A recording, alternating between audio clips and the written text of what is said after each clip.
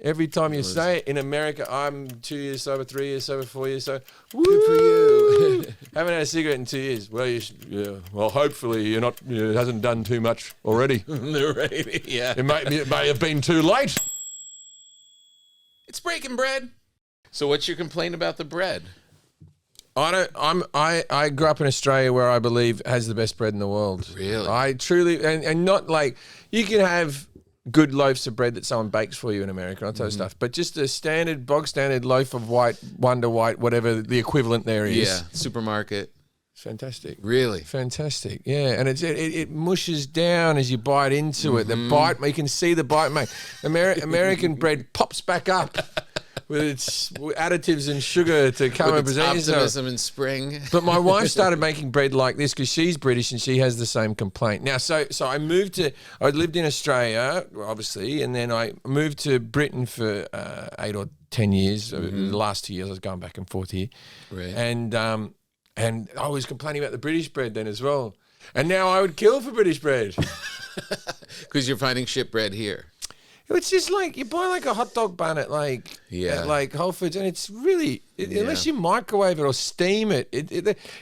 I got these hot dog rolls in the supermarket, and they're like Hawaiian. They're like at the Hawaiian bun thing. I was like, oh, this will be pretty good. They're packed with sugar. Yeah. They've been in my bread drawer for I think 2.5 months, maybe 3 months. Still the same. Same. Like nothing's wrong with it. There's no mold on it. Yeah. I'm like, can't be good. This can't be good. This can't be good at all. It can't be good. But I baked that for you last night. So I'm gonna bring it on home. I'm gonna eat that. I love home cooked bread. Yeah. And I bought a bread maker, but I don't know.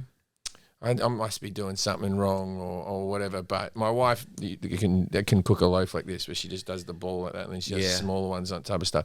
Nice. And that's what type of bread is that? This is a sourdough country loaf. Country loaf. What's the difference? Because I know sourdoughs are better for you. Yeah. In this, sourdough, right? Exactly. Yeah. Breaks down its own sugars and stuff, so you can eat it and really not get too fat. Yeah. And this is whole wheat flour and a little all-purpose and a touch of rye. There's nothing better than home cooked bread. Yeah, it's really good stuff. And it makes your house smell nice. That's what I was thinking last night, because I kind of screwed it up, the timing of it. Yeah. And I was like, oh shit, I have to bake it or I'm never going to make the podcast. Yeah. So I start the oven up at 10:30 and everyone's going to bed. And I got to wait for a half hour for it to heat up and then an hour of baking. So it's pretty late. But the thing that kind of made me feel like this is okay is I know that bread smell will be lingering for when they wake up in the morning. They'll wake up hungry, and then there'll be nothing for them to eat. And they'll be like, don't touch those breads. That's for Jeff. Yeah. No, I understand that. They reckon that they try to sell houses with this stuff, don't they? Yeah. They reckon they can sell houses. The smell of cookies or the smell of bread will sell houses. Yeah. Who cooked when you grew up? My mother was do you call it home economics here? Homemaker. Oh yeah, home ec. Yeah. So right. So my mother was a home economics teacher. Oh. But I don't know if the word irony should be used here. But ironically, she was not a very good cook. But she taught others to cook. But we used to get about. I always used to like it when there was once every sort of semester, the year 7s, so the middle schoolers, baked lasagna, and there was trays of lasagna would come, all cooked by 13-year-olds, right? It's got to be messy. Yeah. But there'd be all these trays of kids who didn't take their lasagna home, and Mum would freeze them, and we'd be stockpiled with lasagna for that term. From 13-year-olds. Yeah, 13-year-old kids cooking lasagna. That was my meal. Yeah, I was over the moon with that. It's pretty hard to screw that up, really. My mother had a lot of 70s recipes. There was like tuna casserole, which just that mushy, just tuna with a spoon. And I don't know if this is something that other people do. She'd crunch up crisps, like chips, potato chips, on top of it. Put it on top. Yeah. It's like, that's pretty good. So there was a little bit of crunch to it. Yeah. But then it would go in the fridge and get served to us. So those potato chips would get very entrenched in the whole tuniness of the whole thing. A little gummy chips. What else did she make? But my mother would always make food and say like this. She goes, I'm going to make my famous. It was always her famous. And you're like, who is this famous? And then I found myself doing this the other day. Like I make sausage rolls because I can't buy them here in America. So I make I've mother necessity or whatever the saying is. So it's you make sausage meat, right? Wrap it in pastry, put it in the oven. It's poor man's beef Wellington, basically, right? But it's a thing that you would eat instead of a hot dog in Australia. It was that you'd eat at sporting events. How big is it? Like how big? Oh, it can be as long as you want. Like party ones that are like that, but the standard one's about that. Okay. Less than a foot, but and so a sausage roll, and you have it with tomatoes, ketchup. Just have it with ketchup, and it's like so. Meat pies and sausage rolls are the two main dishes of Australia. Crumbled up sausage or like a sausage encased? No. Like you make them. So I used to do half pork. I don't talk anymore. But I used to do half pork, half beef, breadcrumbs, egg, Worcestershire sauce, maybe some pureed up carrots and stuff in there to give it a bit more moisture and stuff like that. And then you wrap it in the pastry. So it's sausage meat that I've made. Because there's breadcrumbs and stuff in there. There's filler. Yeah. Right. It wouldn't be good with straight up just meat through it. It'd be too much of a bite. What's the point? Yeah, but that's that like sounds amazing. Yeah, you can put anything in there. A lot of people do like even it's not too far from like spanakopita, like to making But this would be a puff pastry, not a filo pastry like a spanakopita. Oh man, that sounds really good. And so I make that myself. And this, what were you saying? Well, this is the thing because I make them because I like them, right? And then there's a couple of my mates who come over, other comics who enjoy them. But my wife doesn't dig them, and my kid doesn't. The 2-year-old somewhat likes them. But I was making the other day, and I heard myself say, "I'm going to make my famous," and it's like it's only famous to me. Like I'm sure my mother liked her own cooking, right? But it's what I'm known for. It's whether or not you like it is not the point. I do a good meatball, but that's basically my sausage roll meat. But I've made them round, and the family seems to buy that. But the rest of my family aren't very pastry folks. But that's weird. My wife is she's a vegan who relapses a lot. She'll hate that I say that. For the most part, she's good, but every now and again... What does she relapse with? Like, what's her weakness? Well, the stupid thing is I'll make something like the spaghetti and meatballs, and she won't eat the meatballs. Oh, no, I'm vegan. She'll just have the sauce and everything. Oh, no, I can't eat the thing. And then I have to play the game. You sure you don't want any? No, I don't want any. Okay, well, I'm throwing these away. These are going in the bin. They wouldn't. They go in the fridge video the next day. These are going in the bin. Oh, well, if they're going to go in the bin, I don't like wait. So all she does is eat like meat like an hour after the rest of us eat meat. So we eat meat, then she eats it an hour later cold. Guilty. With her hands real quick. Yeah. Or you'll find it. You'll go to the bathroom, you come back, and it'll be like catching a guy with porn. Right. Going real fast, filled with shame. And back when I was drinking and when she was drinking, I once caught her eating a slider at a party, and she was doing it like behind a column. You know what I mean? So, but for the most part, she's 95% vegan throughout the day. My girls, I have 2 daughters and my wife, and they're all, up until recently, vegetarians, maybe pescatarians. My wife will eat fish once in a while. But there's so many dishes, like real meat dishes, that it takes a little of the joy away when you're making it and not everyone's enjoying it. Yes. It's like I have these metal tongs for the grill. Yeah. And I open it up and I go just because I know the dogs are going to come running. At least someone's happy. It's on. He's doing it. We're going to the grill. We're going to the grill. And it really makes me happy that at least someone's happy about it. Yeah, my wife would be, she's vegan, and then she does eat sushi in a high-end sushi restaurant. Okay, right? So she's fancy sushi. Fancy, yeah. Pescatarian. But it's like, so we can go out to sushi restaurants. That's good. Which is good. But then there was that documentary like about the fishing seascape or something. There was one about how cruel the fishing industry is. Oh, yeah. And I said to my wife, we'll get a divorce if you watch it. Like, we can't... You can't watch that because that's the sushi restaurants is the thing we've got. Yeah, that's all we got. You take that away. I'm not going to your fucking vegan restaurants. Those documentaries are the worst. Well, they're always everything's the end of the world. Everything's stopped. It's kind of we're all dying. It's I know. It's best not to see them. Like I like can't. to eat. Is this just strictly a food-based podcast? No, but that's where we start. I like to eat grass-fed meat. Yeah. Just because I believe in a food chain. Mm-hmm. I believe that there's people above us. There's people above me, Right. lions and stuff like that. I'm not Yeah. There's people above me that if I'm hanging out in the wrong area. Right? Hyena. Yeah. There's. I've been on safari. They make you stay in the truck. Right. They don't let you go out and wander because I'm low on the food chain. That's right. But I don't agree with. I don't agree with the animals being treated like shit. You know what I mean? Yeah. If possible, I want the animal to be treated well. 100%. And there's another argument: the animal that treated like shit probably likes dying. Right. It's probably the sweet release. Yeah. Right. Taking some chicken who's having a good time out on a out on Yeah, a that field. steroid loving his bound life. one where it's bloody legs are broken. It's just that one wants to be made into Chick-fil-A. Take me. Yeah, but the one that I've Yeah. got is like, well, life's good. But my wife won't wear leather and stuff like that, and I understand the leather. But then she wouldn't wear sheepskin, wool. My family, from one branch of my family, sheep farmers.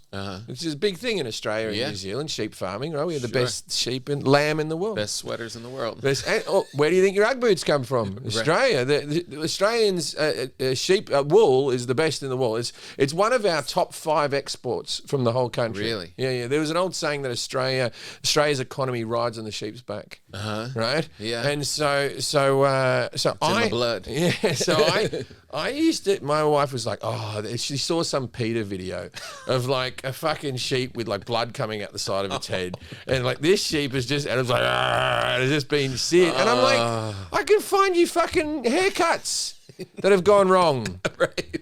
I have sat and watched hours of with sheep being sheared. I used to like it when I was a kid because like my cousin's family had a whole sheep station, and they'd put these real men, not like us, Right.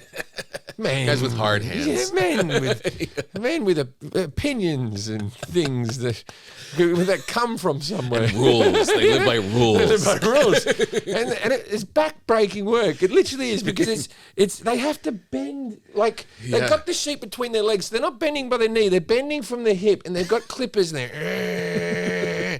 And then when they finish with that sheep, they're standing near a hole with a wooden ramp down it, where they just throw the sheep out from their legs, and the sheep goes brum, brum, brum, brum, brum.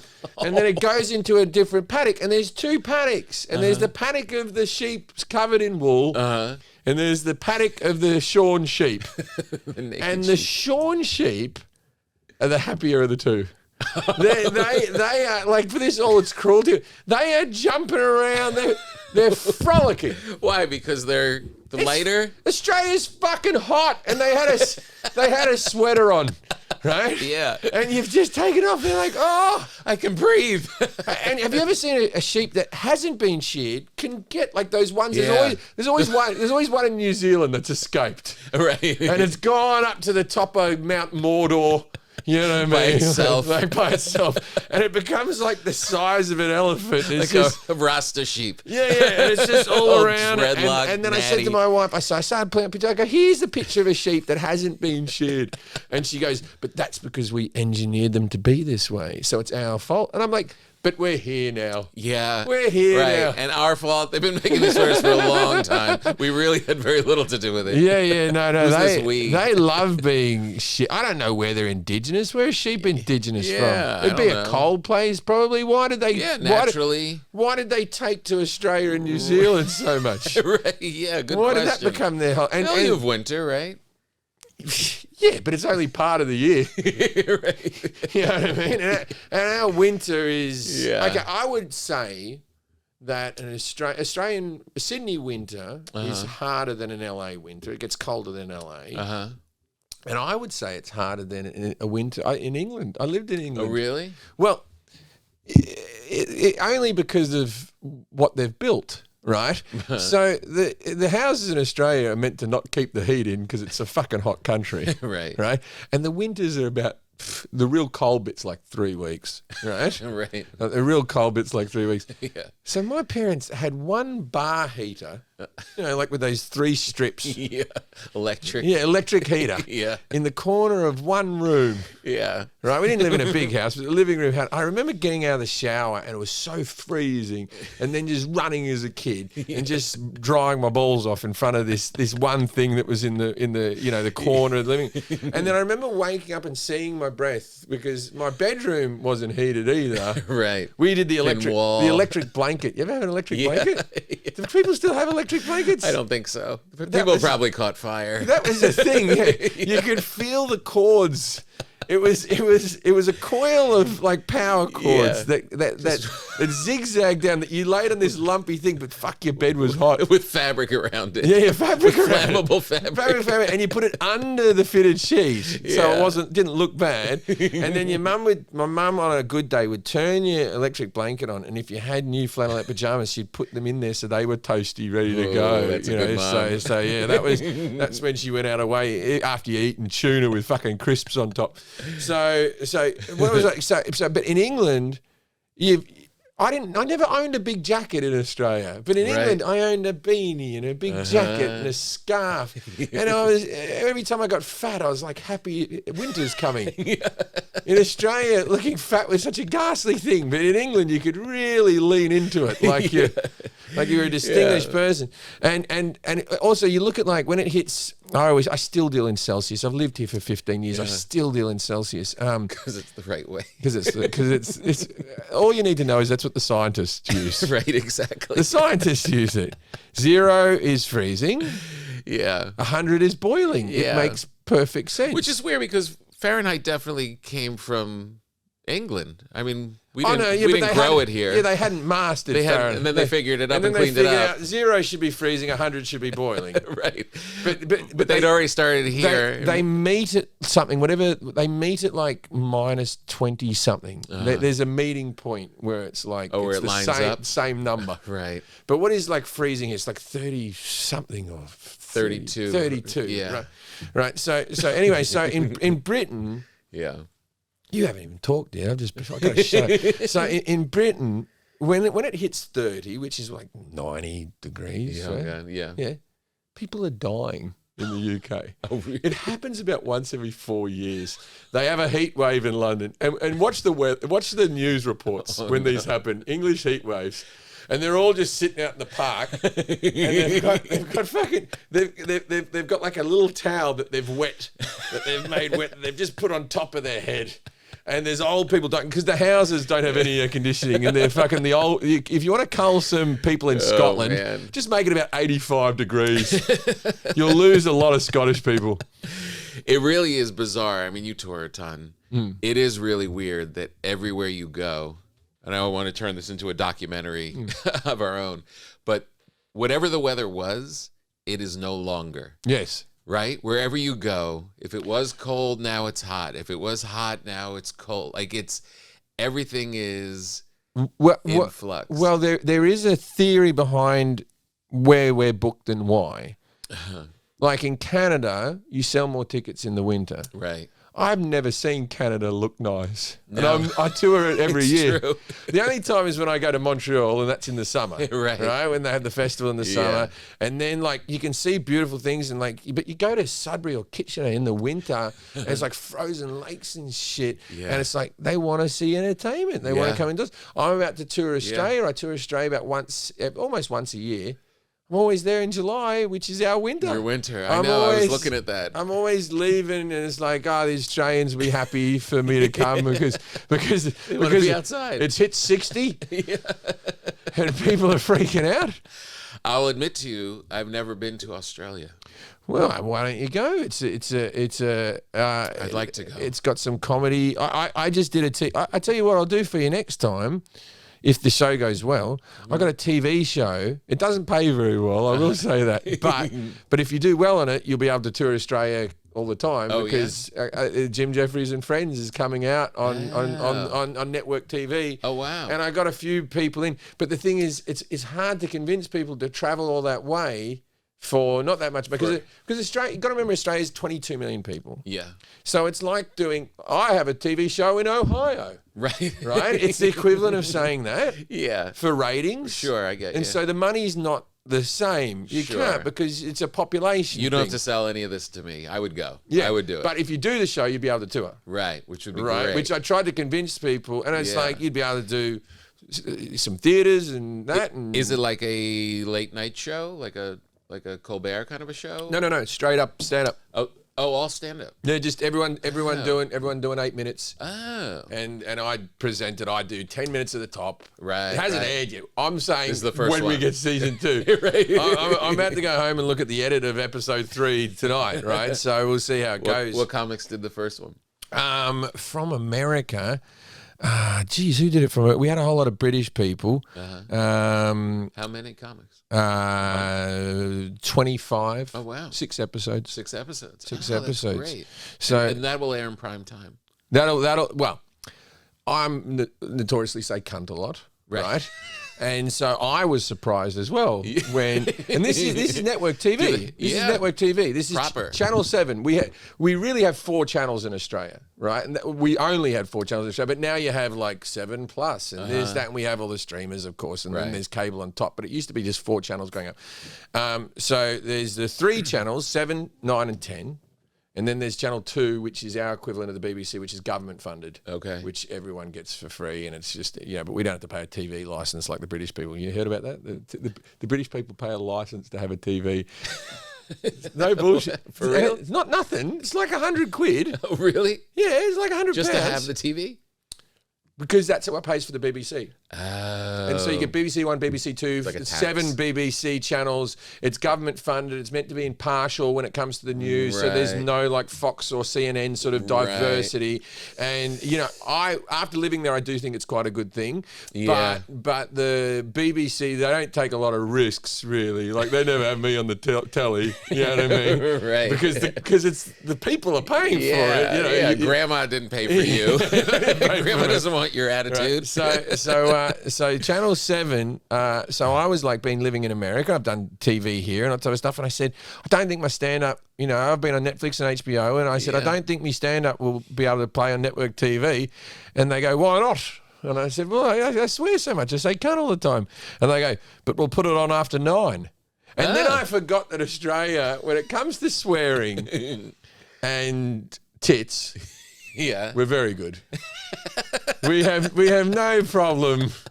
We have a consensus as a country. If you ever go to Australia and you watch Hell's Kitchen, right, Gordon Ramsay's show, and we don't have it with the swearing. We have it with the swearing, no bleeps. Oh. That show's fucking jarring.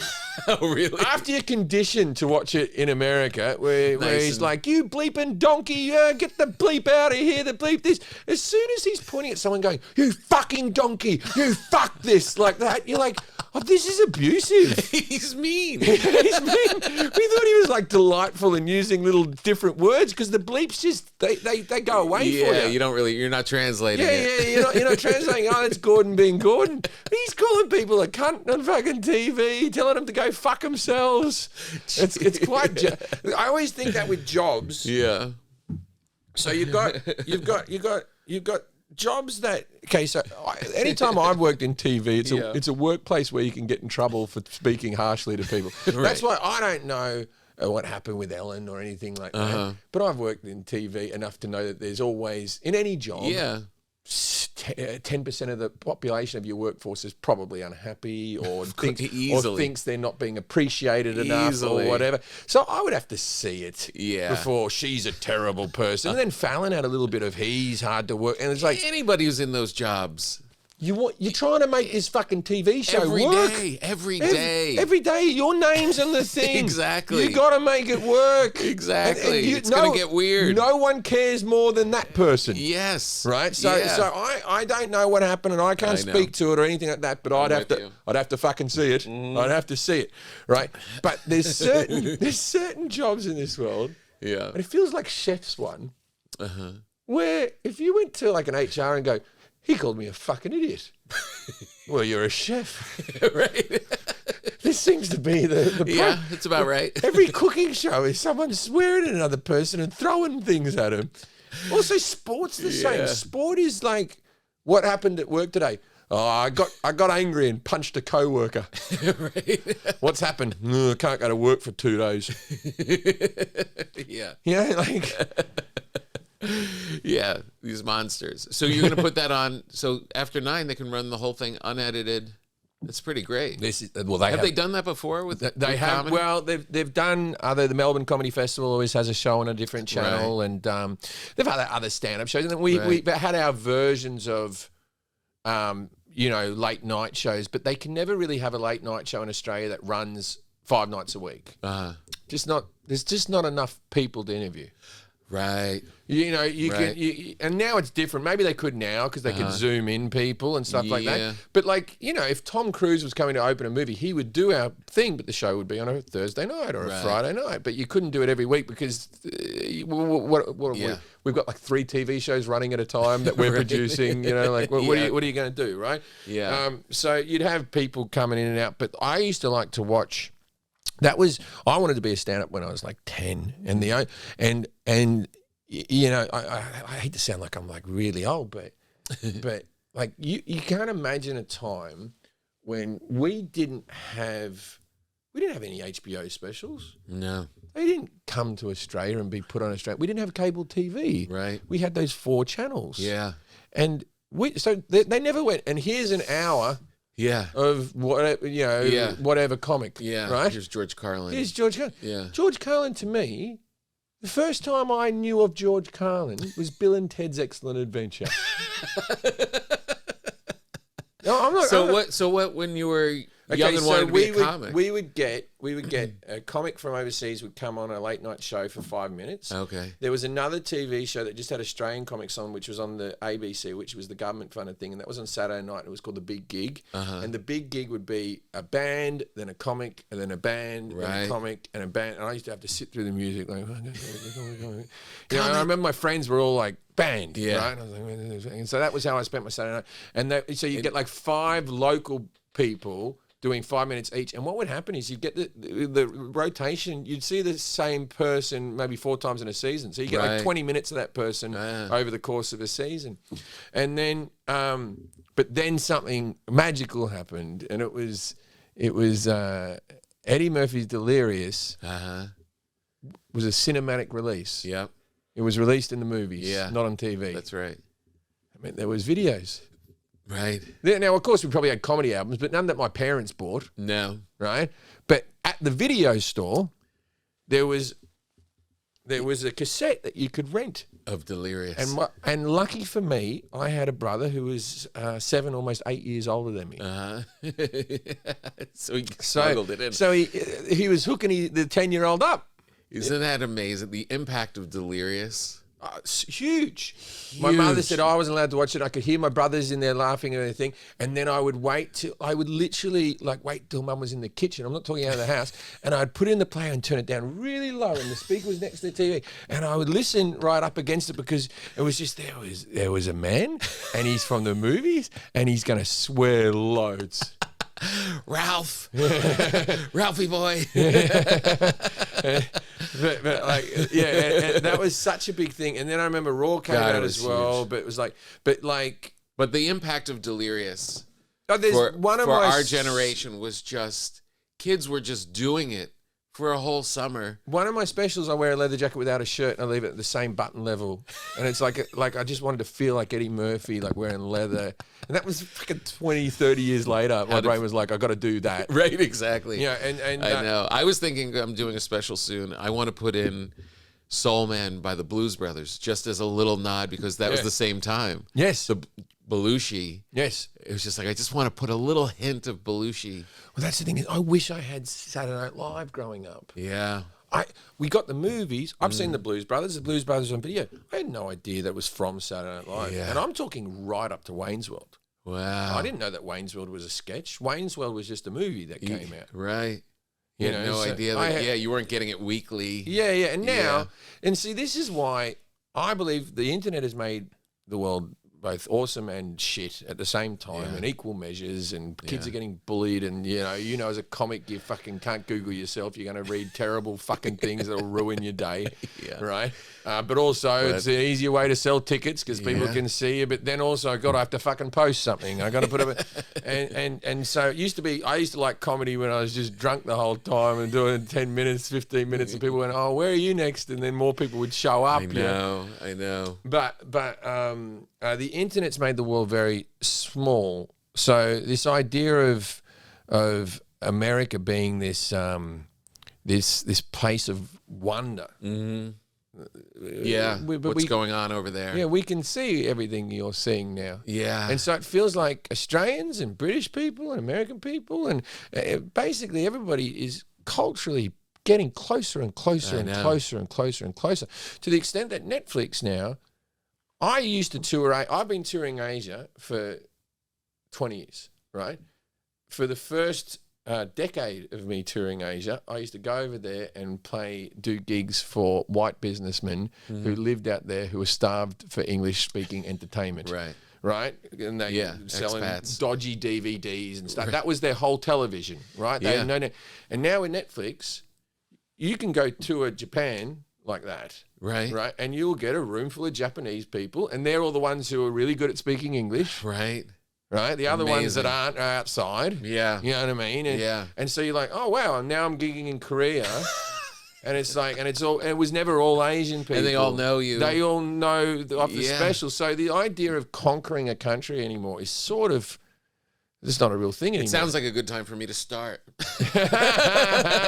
I've just been knocking around the States for so long. Well, no, but that's the thing is these younger comics, they're bloody got it made in the shade. They do. Now, we're just like, I put a clip up and the whole world knows who I am. Yeah. I used to remember, even when I was coming here, why are you sending me back to Kansas? Oh, because your ticket sales were good and you're about to conquer that market. All right. Right, exactly. You were a whole trip, another year. Like it took so much, and you're still coming in and do radio. Yeah. You came in and did radio and all that type of stuff. A lot. Is this going to be the same tour when you do Australia? Is this the same as with Jimmy Carr? Well, no. So the one I do myself, I'll be doing like, an hour. My shows are normally an hour and a half with an opening act. The whole thing takes 2 hours, But Jimmy Carr, we're going to do an hour each. Yeah. Keep it to 2 hours. And then we're planning on doing like a little, Q&A thing at the end together. What a great show. And we're going to do it in the round, which Jimmy didn't know about, but Jimmy being Jimmy, he's very funny. I rang him up and I said, we're doing it in the round. He goes, oh, I've never done the round before. I have to work on my ass. So he's off doing squats. That's a good combination. I like that show. That's a good show. The good thing about me and Jimmy have known each other for a very long time. We're old mates, and I think if you like grubby comedy, we're going to deliver on that. But the cool thing is we're completely two different styles. Yeah, exactly. So you're going to get a bit of yin and yang of the same theme. Right. Yeah. No, it's perfect. You know what I mean? So it'll be your type of thing, just delivered differently. Yeah. Which is just a good thing to break it up, and you can actually sustain 2 hours of it. Yeah. And if you don't like one of us, you'll like the other one, because if we were the same, you might not like both of us. I think people are going to like both. Where are you doing these shows? We're doing them across Canada. Okay, so I'll be honest with you. Why we chose Canada is, he sells better than me in the UK, and I sell slightly better in most American market, and then we both sort of sell different numbers in Australia, but we sell exactly the same in Canada. Oh, really? Right? Yeah. Right? So it's great. 50-50. Yeah. Let's go do this. Double it up. And I want to catch some of your fans, and you can catch some of my fans, and hopefully we'll get some crossover. Yeah, that's great. And Jimmy, really good. Jimmy normally doesn't even work with like an opening act or anything like that, and so it'll be fun to watch. Yeah. So my wardrobe on the road, and I've tried suits and things and that and the other. It's always been leather jacket. The way I decide how I dress on stage is what can I shove in a bag without any care that when put on my body will look okay. T-shirts, Hawaiian shirts, silk Hawaiian shirts, just as soon as you put them on, boom, right? suit jackets, you hang them up while you're showering. But Jimmy Carr, I look at his outfits like that guy must be fucking ironing all afternoon. I know. We had him on the podcast. All I wanted to talk about is how do you do it? How big of a trunk? I think he has. I think his suits are tailored because he always looks Yeah. immaculate. He's the most put together human being 100%. in the world. So it's like it's going to be a very shambolic bloke and a very well put together. I wanted to call the show Pros and Cons because but then the Australian convict thing. But I thought it was too long a walk to figure it out. Yeah, too much math. Yeah. It would probably work in Britain. Pros and Cons. It would be a good. When one. are you doing this one? This is going to be later in the year after the Australian thing? No, it's after Australia, August, late. I think it begins late August, early September. Oh, okay. So if you're listening, if you go That's onto good. jimjefferies.com, and I'm sure Jimmy has it up on his site as well, but the tickets all work the same. Oh, that's great. But that's, and I'm doing I'll plug me other gigs. I've just announced a whole lot of gigs in America. I'm even doing a couple of gigs coming up, which I would like to get the dates for because they've just been announced, and with Dan Soder and Mark Norman. Oh, that's great. So like That's a three headline thing in 2 cities. We're nice. We're doing that, just something fun. Yeah, that's great. And it's weird because you spend all these years just working by yourself, working by yourself, and then the clubs. I found it quite hard to make friends when I first moved to America because all my friends were in Britain because all your friends, and mostly the guys and girls that you start out with, there's a camaraderie in the open mic circuit. Yeah. And then there's a camaraderie in the club circuit. Yeah. And there's no camaraderie in the theatre circuit. Now you're on your own. And that's where you want to get to. Yeah. But where's the hang? Yeah, I know. You're by yourself. When you said that Jimmy doesn't work with an opener, I did a couple gigs recently with no opener. And it's kind of cool. Like you just come out on stage and it's like an evening with, and you get to just kind of, they're excited. They get to see you right off. It's great. But it's kind of lonely. It's kind of just to have you're just knocking around city to city, not talking all day. Yeah, I think I could do it now that I don't drink.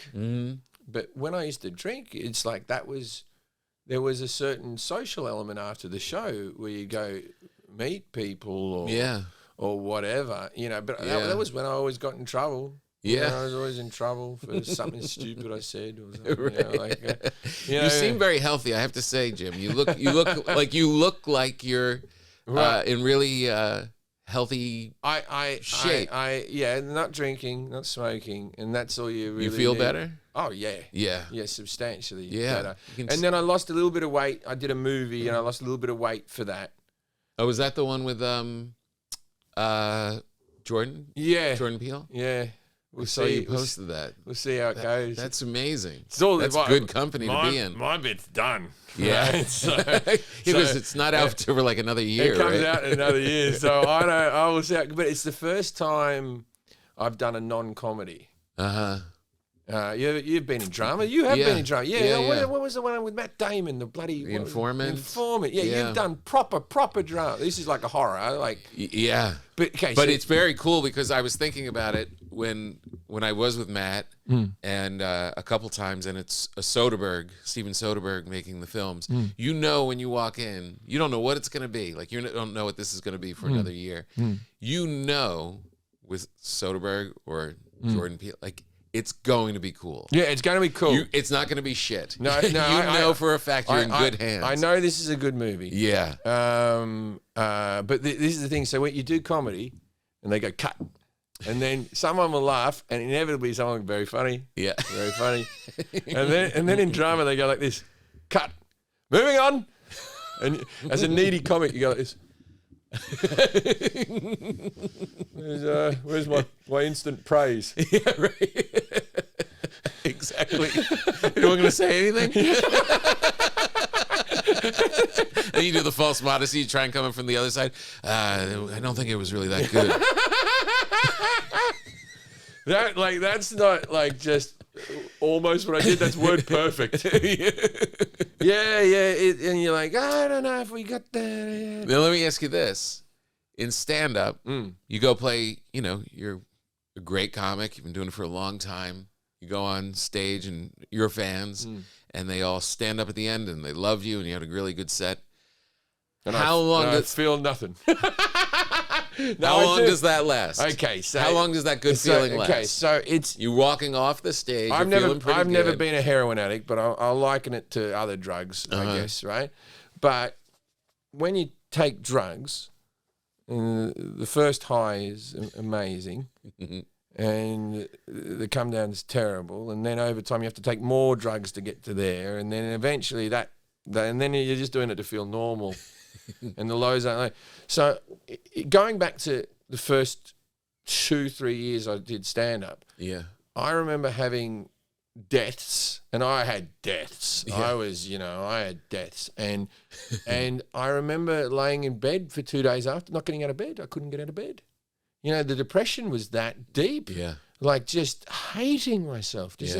And then I also remember crushing, and I was looking back on it, a complete wanker afterwards. Yeah, you see, I kept on telling people, fucking rip the roof off it. The hot crowd. And then just standing around the club smiling, waiting for people to compliment me. You know what I mean? And so that became the same as a drug. Yeah. Now I need a standing ovation to feel normal. I know. And if they don't, you're better than you've ever been. Yeah. Like you're really at the top of your skill. Like all of that stuff is you couldn't be better. Yeah. But that thing is really, I'm playing around with it in my head recently. It really is the thing you shouldn't be chasing. Yeah. It really is just getting as good as you can be. Yeah, and you get off stage, you ring the wife, and she, how was the show? Oh, a good crowd. Yeah. And then you chat about something else. 100%. Right away. Where I used to go, and then this joke fucking crushed, and that new bit. I still do that with my comedian friends, though. Everyone has that comedian friend that you ring up to try out a new bit or to commiserate. We all love calling each other up when you had a bad gig. What happened? Oh, then this happened. It's like, and there's nothing better than like a death at a corporate. Oh, the best. The best. Yeah, you're like, oh, you hear Amos had a bad corporate? He's going to call me. I know, exactly. Yeah, I know in a bad corporate on my way to, like, down the hallway of the nice hotel back to my big suite that they've arranged for me. And I know on my way down exactly who I'm calling. And I know it's like a gift. They're going to enjoy it so much. Oh, yeah. They're going to enjoy your bombing so much. You can make another Comics Day. And also they'll have stories that will cheer you up. 100%. Oh, I've been there. Yeah. Oh, this one time.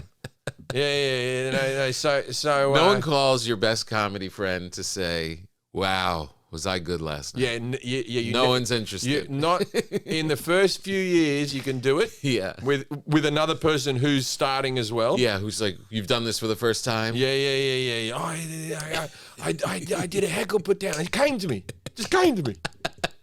Because I'm starting to not like there's a thing in comedy at the moment. And look, I'm not shitting on anyone who does this. Yeah. It's just not for me. But there's a lot of this TikTok idea of comedian destroys heckler. You've seen this. Yeah. Destroys heckler. Yeah. And so a lot of people are filming their sets so they can show the crowd work later.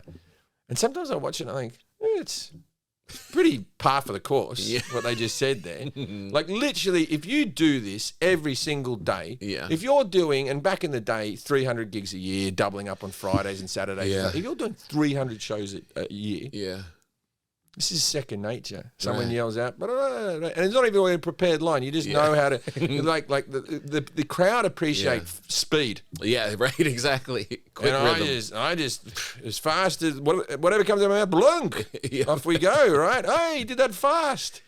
And now people are showing that back like comedian, and you're like, we literally can all do it. I know. It's not literally. It's not that comedian's special. Yeah. Anyone who's been doing this for more than 5 years. Yeah. Can do that. Here's the upsetting part, though. You go out and you do these shows, and once in a while, even in a theater, you do a little crowd work. You know, something happens, and just in the moment, you don't want to be locked in. Yeah. And you do that, and you have this hour, 10 minutes or whatever of crafted, beautiful lines and great stuff that you've been working on and really wanted to talk about, and you come out after and you're on your way out and people meet you in the lobby. How about the spaghetti guy? Oh, man. Yeah. It's all anybody talks about. Yeah. That's the problem as well, is because the reason those clips do well is because the audience loves it. They love it. It seems like a magic trick. Yeah, it seems like right? It seems like, how did you do that? Yeah, the other stuff, I know you were telling jokes. Yeah. But with the spaghetti guy. Well, I'm going to tell everyone the secret on how to do that. Here's the secret. You know when you're at a party and someone says something stupid and you have a quick thought, but you say, I better not say that because I'll get punched in the face? We have a stage and distance. And security. That's it. So think of every time you go, oh, don't say that. And I do that at parties myself. I might get punched in the face. Don't say that. You know what I mean? So that's the only difference. I think it's... And there's nothing worse, not just the spaghetti guy, but the spaghetti guy who's loving it. He's done it and he's like, yeah, right, exactly. Yes, all I wanted was to get a bit of this. Yeah, now I'm the same as that guy. But then you have the bit of this with that person. Yeah. And then every now and again, you strike a nerve. Yeah. And then it goes from, and I'm like, we are doing what you wanted me to do.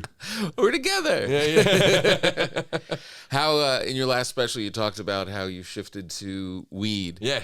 And, how is that? Are you still doing it? And how I am still doing it. I do it about 4 times a week, but it's funny because you forget that you can travel places. So I put this jacket on, and I think I traveled to another country in this jacket, and then I reached in the pocket, and I'm like, oh, I got...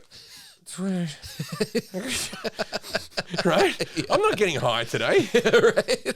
But I'm loaded. It's everywhere. 20. I have 80 milligrams. I have 80 milligrams of THC there, man. I have enough to get fucked up in my pocket. And I don't know. Tablets. You like tablets? Well, I sometimes like the gummies Edibles. or whatever like that, but they're an easier thing. Also, I have children, so I try not to make my weed look like candy. Right. Right. Yeah. And so there's my 2-year-old's not seeing this. Panadol. You know what I mean? Like he's not like getting into smart. it. And so it's just a necessity, but an extra strength tablet. And I have no idea how long this has been in my jacket. It's no idea. I've travelled up and down. I've been to Australia and backwards to Leeds. I've been through customs. No idea. Check your pockets, kids. Hopefully I wasn't in Singapore. So on a normal day, if you have a spot that night, if you're in town, and I don't see you do many spots in town. I do every now and again. I don't. I have young kids, and I like to be when home I'm when home, you're home. I like to be home. Yeah, I get it. And I gig enough. I go on like long tours. Like I do tours that are like 2 months, where I go across Europe, and then I'm gigging every day, and then I come home, and people are like, you want to come down the Improv for whatever, minutes. to do 10, and I'm like, hey, I live in the valley. I got to drive over the hill, but then. And also this thing they try to sell you in LA. It's a wonderful room to try out some new material. No, it's not. There is no such thing. I know a room in Kansas where there's no one from the industry. Right. They could decide I'm shit. Who's not going to say, what happened to Jeff? Yeah, Jim. Jim. Here there might be well, the funny thing is, because Jeffrey's my real name, so I must look like a Jeff. You're Jeff with a G, right? Jeffrey with a G. Yeah. Jeffrey Nugent. And my first time I went on stage, they announced me as Godfrey Nugent. You should have kept it. Nugent? You should have kept it. Godfrey. And like Americans, okay, so Jeffrey's, the English spelling is with a G. Right. You have Jeffrey the Giraffe, who spells it with a G. Right. The Toys R Us mascot spells it with a G. And then there's a restaurant in Malibu. Yeah. Which is Jeffrey was with the G. Oh, that's right. But they call it Geoffrey's. Joffrey's, yeah. Yeah, and that King Joffrey off the fucking Game of Thrones has made Jeffries with the G's lives hell. Because everyone calls me Joffrey, like at customs, Joffrey, and I'm like, no. Do people still call you in your regular life? My mother did, and now she's dead, so that's not as much. My father still does. One brother does, one brother doesn't.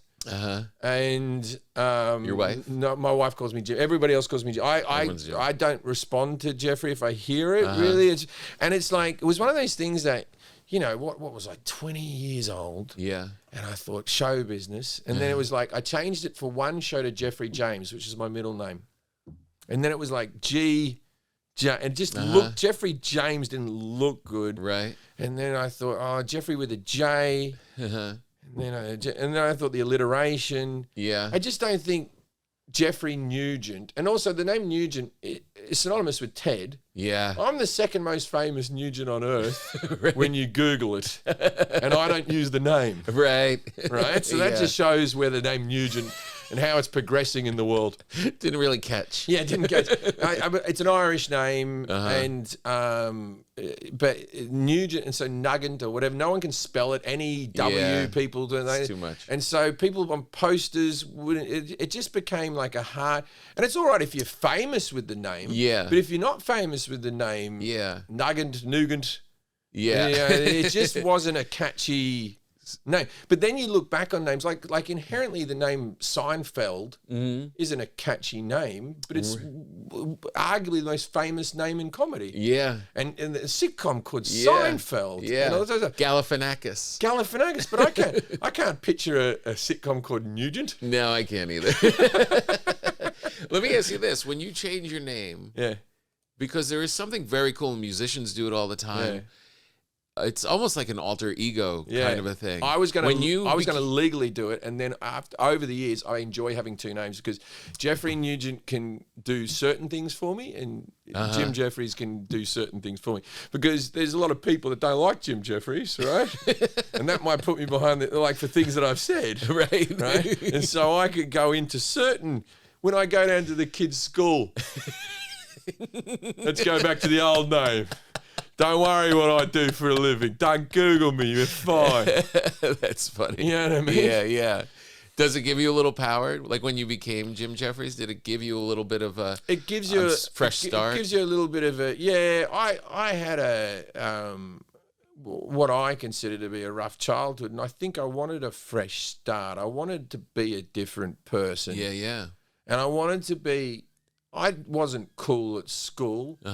And I wasn't, and then I think that Jim Jefferies was a cool guy, or at least in my head he was. Yeah. You know what I mean? Yeah. And so I remember, like, my mother was a school teacher at my school, and that was a living hell. That was just a horrible thing because she was a 300-pound angry person. She was the teacher that everyone fucking, that woman like that. Oh, God. You know what I mean? Yeah. And then you're trying to, like, meet girls, and my mum was a substitute teacher, but she was the number one substitute teacher they called. So inevitably, every day there was a sick school teacher. Sure. Every day. Yeah. Occasionally you wouldn't get one. So every day. So your day would be good, but you'd never know where she'd pop up. At least if she was a regular teacher, they wouldn't have put me in her classes. Right. That's a conflict that they wouldn't have put me in her classes. Oh, so you were in her. But you would just show up. You'd be having a good day. You'd be talking to a girl. You show up at fucking wood shop. There's a 300-pound woman with a hammer, right? And the girl you're with is like, oh boy, and you're like, I know, it's my mom. And so that was always a tough. And also, my mother was just a really fucking hard human being. And so was she hard to you? Oh, hospitalized, being hit. Yeah, my mother, by today's standards, if social service, I would have grown up in the foster care system. Really? If they found out, she really young. Oh yeah. And really? So I can't understand, because I always thought that all parents sort of hit their kids, and I know it was more prevalent in the 70s and 80s, but I look at my kids now, and how did she flog a 5-year-old? Yeah. And it's mind-blowing, right? How did she do it? I look at my 2-year-old now, I can't. She would, at that age, backhand me across the room, across the face, bang, like that at 2-3 years old, right? God. And I look at my kid now, and I'm like, he's breaking things. Yeah. He's 2. He just broke that vase. Right. I'm going to have to move on. Right, exactly. Right? I'm going to have to move on. And I've got a terrible temper to this day, and I've inherited that, but I don't consider myself a violent person. Probably more when I was younger, I had more of a thing to me. But now I'm pretty mellow with all that. If you had kids when you were younger, do you think it would have been harder to control? Because I pushed. But all three of my brothers with their parents, it hasn't continued on. That's and my great. father's I wonder why. My father's quite a gentleman. Okay. And so having him, you sort of went, okay, well, there's another way to go. Yeah. And I was a bit resentful towards him as younger because he didn't do enough to stand up for us. I don't think. And then I look back on my mother's childhood and what she went through, and it's not my personal details to pass on, and I sort of get it. Yeah. I sort of get, hurt. That was going to be my question. It always happens that way. Hurt people. Yeah. Right? That's so I mean, to think about, like, for her to look at a little 2-year-old and do that, something's really she is really hurt. Yeah. She was very angry or something. There was something that we were stopping from her life, or there's resentment or something. Yeah. But anyway, so when I was in school, and I look back on this now, I did a post about this the other day because they're trying to raise the age of social media in Australia to 16. At the moment, it's 13. They're trying to raise it to 16 because of the suicides and the bullying and all that type of stuff. Yeah. And I sort of said, look, if the amount of bullying that I received at school, if I couldn't get home and then this woman's getting into me, I needed relief from something. Yeah. I needed relief from that. If I had that plus that, and I couldn't escape it, and then my Christmas holiday break, I still fucking have to see, or summer break, I have to see fucking all the parties I wasn't invited to. Yeah, and the nice vacations that everyone's on. Yeah, things like that. If I had to see that would have done me in. Yeah. That would have been the final straw. So I put this post up, and I said, I had it hard at home, hard at school, and if I had to blow, it's basically what I just told you. Yeah.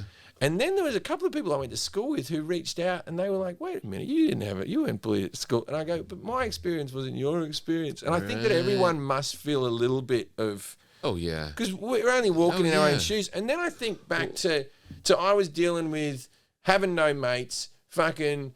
a mum that was yelling at me in the school ground, like telling me off about things at home, fucking getting flogged at home all the fucking time, not being allowed out. I was not allowed out of the house, not being allowed to choose my own hobbies. My mother was so controlling that I collected teddy bears as a kid and I was made to learn the fucking flute, mate.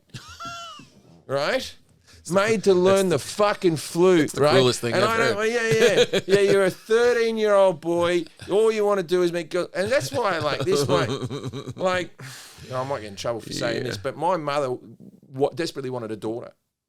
Desperately wanted a daughter. Started collecting dolls at the moment I was born because I was the final shot at it. Oh, really? Yeah, two brothers. And I only found this out recently from the dad that the doll collecting happened when the day I was born. When I was born, my mother didn't hold me for 2-3 days. True, 2-3 days, and then for a couple of months didn't change a diaper because she didn't want to see the penis. Oh man! Right. So mental ill. We were dealing with someone with mental illness. Yeah, of course. Yeah. And so then she went crazy and started collecting dolls. Started collecting more dolls, and the house was filled with fucking dolls. Jeez, right? Yeah. And also my mother had Munchausen's. Oh man. I won't speak on what happened to my brothers because it was pretty horrific as well. But we were overdiagnosed with medical things. My mother went doctor shopping, and we had every attention deficit disorder and all these different things, and different and like really drastic things where she would say we're sick and all that type of stuff, so she would get more sympathy because my mother had polio as a child. Which makes me, my wife is 33, right? So I'm 13 years older than my wife. It's nothing silly, right? Yeah. But when I say that, my mother had polio. It makes me feel like I'm 100. Right, exactly. Right. So she had polio. So my belief is, and I'm just being a sideline psychiatrist, my belief is that that's when people visited her. And that's when people saw her, was through illness. Right. Because she wasn't a particularly likable person and she didn't have any friends, but then everyone came and visited her because she was on death's door. Right. And so right up until my mother died, she would find ways of being in hospital. My mother was in hospital at least a month every year. Every year of my life. And every Christmas, she would make a speech and tell us that this was the last Christmas and that she would be dead by the next year. So I was in a constant state as a child, this person who hit me believing that this was a dying human being. Right. And she lived to be fucking almost 80. Jeez. Right? And 300-pound 80-year-old. You don't fucking see them around. They're fucking a rarity. I tell you. She must have had a good inner system to be that fucking big. And she let everything out. She didn't keep anything in. Oh, yeah. No, maybe that's the healthiness. So, jeez. What was my point here? What was my point? So the thing and the medicine and okay. So by the time I got to university, I had very low self-esteem about myself. I thought I was a bit of a fucking dickhead and I was unlikable and that no one would ever want to be my friend because she would say that to me. She'd say to me and my brothers that we were the reason she couldn't have friends because we were such bad kids. That no one wanted to be friends with her because of who we were. Oh, man. And so you carried that around like, what a piece of shit I am. I'm a terrible piece of shit, right? How deep was that? How deep was that feeling of I'm a piece of shit? It's still there. Yeah. It's still there. That one's hard because your mother told you you're a piece of shit all the time, right? But then I went to university. I was studying musical theatre and everyone liked me. And I was with these theatre-y kids, so I wasn't with the jocks that I didn't fit in with or whatever. Yeah. But I got along with everybody. Not only that, I was the funniest cunt at fucking university. Right. Everyone's like, this guy's the funniest guy ever, right?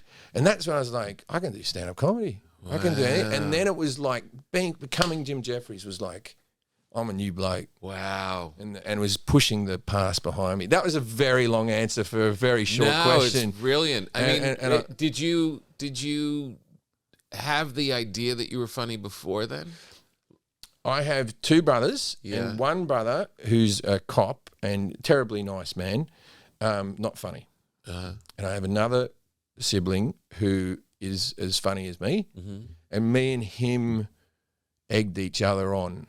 And we had all the same mental problems, but I know he's funny and he knew I was funny. Right. And so I had enough of that. But I also, at school, I was doing zingers, man. I was in the back of the class. I was being really funny. Yeah. My other brother, who was being picked on just as much as, more so than I was, right. He used to talk so much in class and all that stuff that the school teacher said to him, and I remember being jealous because that was the job I wanted. The school teacher said to him, if you don't talk all week in my class, he is the last class on Fridays, we'll end 5 minutes, 10 minutes earlier, and you can do a review of the week. Right? So this lady basically offered him stand-up comedy. Yeah. And so my brother would do impersonations of teachers and this, that. And it got to the stage where the class next door would also come in to watch. Wow. So he was much worse bullied than me, right? He was physical and everything, right? And that was like his thing. And I remember thinking, but I'd already wanted that as a job and he's going to fucking do it. And everyone's going to think that. And then he didn't want to do it or he didn't pursue it or anything like that. So by the time I was 17, 18. I was single. Like, right. I want to be a comedian. Man. That's the only people. And still to this day, look, we've done some acting. Yeah. You know? It's hard. And as I said, you're saying the highs get lower and lower. And when I'm doing acting now, I'm like, am I doing a good job? Am I doing a bad job? Oh, I think I was shit in that thing. Oh, I think I was great in that thing. I think if I do another 10 fucking movies, right, it'll become like stand-up. Right. Where it's second nature. But we're better than them. Right. We're better than them. We're higher on the... we may not have a fucking award show with a trophy and all that type of stuff. We're fucking better than them. And I'll tell you, okay, 3 times a 10-year-old has won an Oscar. Right? 3 times. Right. 3 times they found 10-year-olds that they deem to be the best. Right? So I'm saying it takes so long to learn this and get good at it. Yeah. If you see a 10-year-old stand-up comedian walk on stage, your confidence level is going to be very low. Right. Very low. It's going to change everything. Even a 10-year-old juggler, you're like, no, this is not going to be good juggling. But with acting, you're like... It'll be cute. The acting, you're the best. Yeah, you really did. This is the best. This is the best one we've ever seen. What a story. It really is almost like... Because as you're telling the story, it's so, I mean, it's like roadblock after textbook roadblock for a happy life, just thrown at you. I mean, the mother is the but ultimate I thing. think, but and then it's almost like, and to sound a little corny, it's like Jim shows up and saves Jeff. Yeah. Well, I had a therapist say that once to me. Really? Yeah. It's that. Yeah. You gotta. It's really therapy said that you gotta. If you could meet yourself as a child, would you? You know, I learned in therapy that okay, if you can meet yourself, I'm a piece of shit because of A, B, C, D, and D. You got to treat yourself like you're your best friend. Mm. If you treat yourself like your best friend, what's your best friend going to say to you when you've made mistakes? Mm. You shouldn't have done that, but you're not a bad person. You're all right. Right. All right? Don't do it again, man. Yeah, that's right. I believe in you. Yeah, that's right. That's what your best friend says 100%. to you. Or if you own up to mistakes you've made, well, that's in the past. You can't carry that around with you all the time. Yeah. Just try to be good moving forward. But you don't treat yourself like your best friend. I don't know many people who do. No. But that was one thing that was taught. Yeah, that's really that was one thing that was taught to me that actually flicked a switch. Yeah, where I actually went, right, just treat myself like I'm my best friend. That's not saying you just fucking forgive everything and this, that, and the other. But you care about you. How would you talk to your best friend? Talk to yourself the same way you would talk to your best friend if they were telling you this information. It's pretty brilliant because we do carry different sides to us. We are. Yeah. That's why I was like, when I saw that you would change your name, and I always loved that idea of this alter ego kind of a thing, because you are satisfying really two parts of yourself. I became Fonzie. Yeah. I became like this guy wearing a leather jacket everywhere. Yeah. I became like fucking Fonzie, man. It's the coolest. Yeah. And it's like, it's like, and you know, there's certain comics who do, like, I never inherit who do like nerdy or do awkward or do smarmy or something like that. Yeah. And I was just basically doing myself, you know what I mean? Mm-hmm. And it turned out that I was somewhat of I felt like a beaten up rock star. Right. You know what I mean? There was smoking and stuff like that. I always felt like a guy who'd been in a band for too long. Yeah, you'd already been through it. That is true. That's a really good insight, because that's what I would see from the outside. It was like somebody. So when you started like coming out with your shows and your specials and stuff, it all lined up, because it was very much your own stories and it really it was. You wanted to know more about what happened to this rock star. Why? What did this cool guy do before I met him? Yeah. Well, there was a lot of it, like, you know, I wasn't allowed to do shit. A very strict parent. And then so the first opportunity I had when I was in university, drugs, please. Yeah. Yes. Alcohol, drugs, this, give it to me. Yeah. Well, this feels good. I had my first cigarette in my 20s. Wow. Everybody else does it when they're 14, but I was just like, I gotta have. I'm doing everything now. I'm doing everything. I'm seeing what happens. Yeah. I was depressed. It was like, whether I'll get fucking die, I'll die. If I live, I live. You know what I mean? And so I've started talking about this a bit on stages. So my sobriety has been like watching the stock market. He's doing better. Ooh. You know what I mean? The Dow's down today. So so I had like my third special was called Fully Functional, because I was meant to be sober forever then, and that lasted one special. I'm like, oh god, what did I do? Like, why did I dig that hole for myself to fucking have it going? So you start out like, you bring out my first HBO special. I'm there drinking, I think, 6 beers in an hour, and I was drinking before the gig, and I was drinking after the gig, and I was drinking during the gig, and everyone's like, this guy's the greatest drinker that's ever been. Yeah. No, I was on cocaine. Right? Okay. Right? And drinking meant nothing. So the next one, I got rid of the cocaine because I thought that was unprofessional. And I got so blind drunk I couldn't remember the special, so I called that special Alcoholocaust, right? and that, I think, arguably my best work. And then I was like, oh, I'm too drunk now. So what happened was, and then I gave up drugs completely. But just before my son was born, I gave up all drugs. I haven't taken drugs for years. Mm.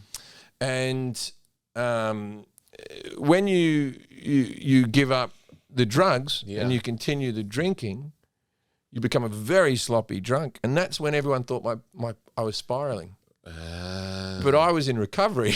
Right. You were getting better. That was the best I'd been. I just didn't have cocaine propping me up. You didn't have your superpower. So I was like, I felt like saying to everyone, don't worry, man, I'm just not on cocaine. Right. But I was like, I should This is actually an improvement. And I'm trying to work in television and stuff, so I better not fucking admit that. So then when you give up the alcohol, and then it's all right. And then the last thing you give up is the cigarettes. And for whatever reason, that's the hardest thing to give up by a mile. Next to all other drugs, that's the hardest thing to give up. Right. And when you give up drinking, people throw a parade for you, man. Every time you say it in America, I'm 2 years sober, 3 years sober, 4 years sober. Good for you. Haven't had a cigarette in 2 years. Well, well, hopefully you're not. It hasn't done too much already. Right. Yeah. It may have been too late. Yeah. You know what I mean? No, and you're like, unless you've smoked. Yeah. Other smokers give you. Yeah. Because they know. Yeah. But non-smokers don't know. Do you still take nicotine in some form? None. No, I went to vaping. Good. I went to vaping for a little bit. And that might be worse, might be better. Who knows? Yeah. I know it. But it got you off. I know I didn't feel as bad in the morning, and I wasn't hocking up shit. Right. So I can only do that, but who knows what chemical? It could be the world's new asbestos, right? And then I gave that up because I was on tour in Europe, and there was a country, and it was either Austria or Germany. It was one of the two, but they didn't sell vapes with nicotine in them. They only sold flavored vapes. Yeah. And so I just went, well, I have to buy one of those. Yeah. And I was there for 3 days, and I was still addicted to doing this. Yeah. But then at the end of 3 days, I was like, well, the nicotine's out of my body. I'd have to be. This is the first time I've been nicotine free for a long time. I'd have to be an idiot to fucking go back to the nicotine ones. Yeah. And so I went and bought 10 more nicotine free vapes. Smart. And I went, I'm going to go on these until I get bored of this. Yeah. Until I'm like, oh, this is stupid. And then I started getting flavors I don't like. And so I'm like, liverwurst. So then I'm there literally like kiwi fruit. Like I've never liked kiwi fruit. And I'm still doing it. And then I'm like, you're an idiot. Yeah. And then just stop. And then it was over. It was over. So what has weed done for you? Weed for me makes me less tense. Yeah. I find out of all the drugs I never took weed before this. Yeah. I remember you saying that. Never took weed before this. And because I had a couple of times where I smoked the joint, felt paranoid, thought, not for me, moved on. I've had 3 glasses of wine in my life. Yeah, I don't like it. Really? Yeah, it feels like it was too rich for me. It's too much. I was beer. Yeah. I was beer until I got too fat. And then I moved over to vodka. I started drinking spirits out of vanity. And then I was like obliterated, right? Yeah. And you're drinking because Jack and Coke, you know what I mean? So it was always like beer until Jack Daniels, and then it became just vodka because vodka had the lowest amount of calories. And it was like vodka and soda water. I didn't like the bubbles. Then it was just vodka and water. Right. I just drinking vodka and straight up water. Right. And then that was close to a martini. Yeah, and so after that, then never smoked, and then when it became legal, had a couple of edibles, and I found my sleep was improving. Yeah, I found that I was a cheerier person to be around. See, the thing with me and alcohol, I could be a lot of fun. But I also could be not aggressive as such, but I could be a little mean. The funny comments could turn into mean comments. Yeah. You know what I mean? Yeah, of course. But I was a good hang. Yeah. Now with weed, I don't know if I could do weed if I was single. If you were single. Because I don't think I could date on it. And because it takes away your... I needed alcohol to go on dates because I was too nervous. Yeah. And Maybe a little game. I needed a little bit of thing, and you know, like drunk me had gotten laid many times. He was the key Right. to meeting. Whatever he was doing, it seemed to work. Yeah, right? he had it dialed in. Sober me never had a one night stand. Right. Where was these one night stands coming from? I loved one night stands and short term relationships and hookups and stuff like that. But it was always drunk. Right. And high. I don't feel like sex at all. Right. Right. So, and I don't, so the wife doesn't mind it because the wife likes me high because, put on Vanderpump Rules. I don't give a fuck. It works. When I'm high, she can watch any TV program she wants. I have no remote control. There's no critic in you anymore. I hand over the power. Also, I'm like this. I'm like that to my son. What Pixar film? Let's do it. Let's go. How is it? Has it changed your writing at all? Have you? You'll do those stupid things when you're high, where you write down a joke that you think's genius. Yeah. And then the next day you'll look at it. It's like what did I write the other day that I thought? I thought it was like a Seinfeld-esque type of routine, which occasionally I do an observational bit, not a non-story. Occasionally I have one, and I thought this is the one. Yeah, this one. People are going to relate to this. And I read it back, and I've never written down jokes until I started doing weed, and I just write down a word, and I know what the joke was. It was baking soda. No one seems to bake with baking soda. My wife's there making the fridge smell better. She's pouring it on cat piss. It should be called nice smelling soda or something. Who bakes with this stuff? And I still don't quite know. Do you bake with baking soda? Yeah. What does it do? My wife doesn't do any, but she's pouring it on. If the cat vomits, she's got a box of baking soda and she leaves it in rooms for things, and it's in all of our refrigerators. It does everything if it bakes. Yeah. That was high. That was high. And I thought other people. It could be something. Other people will know about the more uses of baking soda. It needs a new name because it's used for more than baking. Can you perform high? I can perform a little high. I can't perform a lot high. But that's the wonderful thing about edibles and stuff. You know. So 10 milligrams I don't even feel. Right. Really. Maybe I'm a bit more chill. Right. And like I could possibly line up at the DMV a little longer. Right.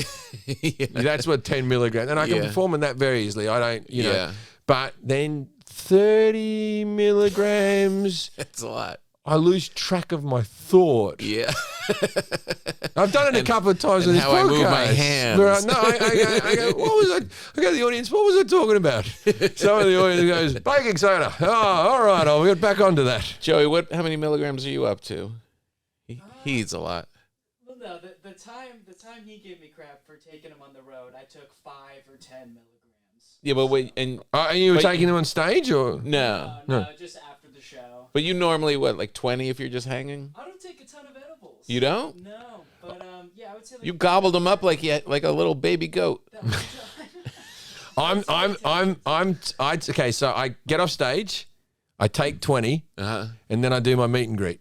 Right? And my meet and greet normally, I talk to the people. Normally 100 people takes about an hour. Yeah. Right? I do the same. And so I talk to people and all that stuff. And so the edible takes about 30 minutes to kick in. Right. So the people at the end of the meet and greet get a bit more time. But okay, this is why I don't take them on stage. You know how boring you must be when someone has paid $100 to meet you and they end the conversation. It happens to me all the time. When you answer sincerely, and then like all of a sudden you can just see the look like, oh, he's not as much fun as we thought. You're like, that was a great show. And I go, well, I'll tell you what went wrong. There's a different business. Totally. Like this, right? And I'm showing to him, and then I'm like, and what do you do for a living? I'm asking him, what do you do for a thing like this, right? And then they go, hey, there's a lot of people in the line, Jim. We gotta go, and I'm like, oh fuck! I bored them. I know. They met me, and I bored them. It happens to me all the time. But isn't that the thing with whatever level of fame you're at, or like I always feel like I'm disappointing people when they meet me, and I think that can come across sometimes as being standoffish. But so I did get diagnosed with a low level of autism or something like that. So I always try to. I say to my wife, remind me to ask questions. Even when I'm in the dressing room with comics, I'm like, it's not all about me. And I'm like, even here, I haven't asked you shit. I haven't asked this. That's exactly. It's all right. I'm here to ask you questions. Yeah, but I go like this. Have you been on the road? Oh, good. And how's the family? And you've got kids, all right, your kids. And so I don't. But then you meet people at an airport or something like that. I always feel like I'm disappointing them, and I worry that's so. Whenever someone leaves, I turn to my wife and I go, I desperately care. I'm like, was I nice then? She goes, you were perfectly nice. And I go, I didn't just because I don't want them telling their friends that I'm an asshole. Because a lot of people think I'm an asshole, and I don't want that to be a thing. So I'm trying to be. And also, you know what else happens? Okay, so you had that show where you cancelled married people. Yeah. Right? Yeah. What was that? 8 years ago? 10, 11 years ago, right? Yeah. I had a sitcom 11 years ago, 12 years ago, because my ex was pregnant, my son's 11. Right. So 12 years ago, I had a sitcom that some people, it's called Legit. I'm very proud of it. Yeah. Check it on Rotten Tomatoes. It did very well. People who watched it liked it, right? Anyway, and it's on Hulu, right? But so a lot of people are just discovering it since it got onto Hulu. They watch that. Then they meet you, and you're just like the oldest person they've ever met, right? Because whenever someone meets you, you're the oldest you've ever been. Yeah, that's right. You're the oldest you've ever been. Of course. And they've just watched you. 12 years ago. Their friends, their family, they're seeing all the time, and it's the aging's gradual. For you, it's just like they've seen you on TV, boom! Oh my God! I get the comment once in a while, what happened? What happened? Nothing. That show was a decade ago. Another decade happened. Exactly. I was skinny. I had hair. Yeah. Oh, well, I've changed me teeth and me hair over the years, so I've gone backwards in some things. But it's like I've stopped dyeing the hair. I was dyeing it for a while. Oh, I just went, fuck it. Because you start to get that vampire-y... and then like you cut it short, and then the grey comes in the side. You get the monster, the granddad of the monsters. Grandpa. Where it's dark up here from the dye, and then he spits out the side. So it gets a little weird. I know. Someone was telling me had gotten hair, and they're trying to convince me you can get hair, you can do this implants and stuff, and I'm like, it would be really weird if I all of a sudden show up. Well, mine didn't really take very. I got flakes in right now, but mine didn't really take. I got some of it and then lost half. Yeah, but I put the flakes in. I'm the king of, of flakes. Of bolstering. Just fucking fluffs up. New World asbestos up here, man. But it's like it's one of those TV things. They go, and you're like, the first time you do it, you go like this. What was that? What did you do? And then you're like, I look pretty good. Because I'm a big hat fisher. I wear hats whenever possible. I don't even really like baseball. But it's the sport for the balls. That's right. Because the other one, you wear like an LA Rams hat, doesn't it? But you can wear a baseball hat all the time and no one questions it. Yeah, exactly. I do like baseball, but thank God for the hats. Well, this was so great catching up. Well, I don't know if I did what your podcast is meant to do, man. This is exactly what we're supposed to do. We're just meant to shoot the shit. 100%. Breaking bread. Catch up, see you, feed you, hear about how everything's going. I'm going to take this home, and if my wife made one of her loaves today, I'm going to give it to the children as a Pepsi challenge. Oh no. I think so. It sounds like she's good. No. No, I got a British vegan, man. The British aren't known for their culinary excellence, are they? They had one guy who swears a lot, and then the rest of it's fucking boiling meat. And the British Bake Off. My wife puts peas on everything. And I love peas. I love peas. Yeah, peas are good. But she puts too many peas. Way too many peas. It's like a third of the whole dish. And you're putting it in a pasta. It shouldn't be like predominantly green. Right. It should like, be an accent. This is too many peas. I would like that sausage roll thing, though. I'll make you sausage rolls. Yeah. Next time, if you bring me Yeah. back on this podcast, All right. if the public responds, 100%. I will come on. I will bring you sausage rolls. I will have them cooked and ready to go. I love making them. It'll be 100%. it'll be a joy. I would love it. You're world famous. Well, my world famous. Where can people keep track of both of your tours? All of your tours. They're all on jimjefferies.com. We got a Canada tour, a American tour involving other comics, American tour just by myself, a Canadian tour involving Jimmy Carr. We have a whole Australian tour, but the Australian tour, when does this come out? A couple weeks. Oh, okay. So it'll already be there. So they've got the Australian tour coming out, and that's all but sold out. But we've added a show here and there. So there are shows, and I'm doing some more regional stuff in Australia. I used to just do the big 5 cities. Yeah. And now I'm at Geelong and Newcastle and Oh, places nice. that you've never heard of. Yeah, But, man. I really, if you get picked up for season 2, bring me over. I can hook you up right now with someone who can just put you in the clubs if you want to do that. But Yeah. like if you want to do theaters and stuff, Yeah. come and do the show, man. We would love to have you. It'd be great. We'd love I to really have would. you. And I'm doing if you also I'm doing the 1% Club in Australia, which is the show that Patton does over here. Oh, right. Game show that Patton does. Oh, really? You did that? Ah, that's I did funny. the Australian version. Oh, that's it's funny. IQ questions. Yeah, that's funny. I read questions on there that I've already read in rehearsal. I already know the answer, and then I'm reading them, and I still don't know what the fuck's going on. The questions get so hard that I'm just like, and if the month is August and the sequence is 27, what number is the? Why am I here? And it's like people who get 100 contestants and people get knocked out, and I'm like this. You're an idiot. Right. I wouldn't get past the first 2 questions. Sitting there getting flakes put on your hair. That guy was a real idiot. I'll fucking Godfrey Nugget in his flakes. Mate, So great, Jim. I got to tell you, mate, how much I respect you as a guy and as a comedian, and how much I really appreciate you having me on the podcast. You're a good dude, man. Straight back at you. We'll do it again for sure. Thanks, and I'd say probably 80% of it is for the sausage rolls. But Yeah. all right, we got it, Joey.